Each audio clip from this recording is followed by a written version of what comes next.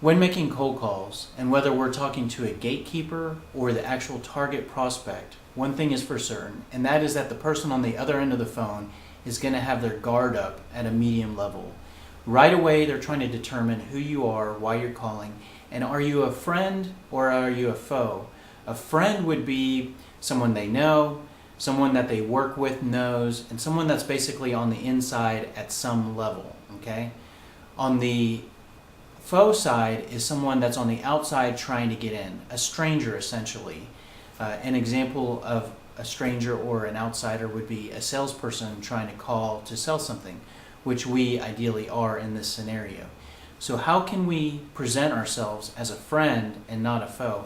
One technique is to use a concept called name dropping. Name dropping is when we're talking to somebody on a cold call to name drop other people's names in the organization, other people's names at other companies that they might know, or simply titles of individuals that are at their level, letting them know that these are the people we usually work with.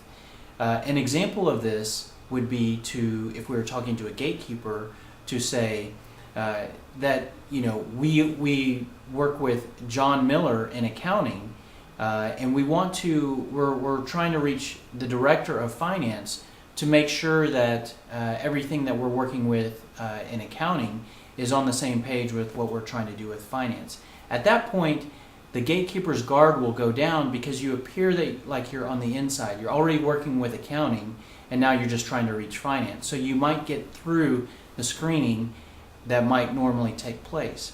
A good question here is that, well, typically when we are doing cold calling, we might not have already met with accounting. And finance is where we're starting. So how can we name drop if we don't know anybody already? The fantastic thing here is that what we can say is that we're planning on meeting with John Miller in accounting, and before we do that, we want to make sure that we tie off with finance first.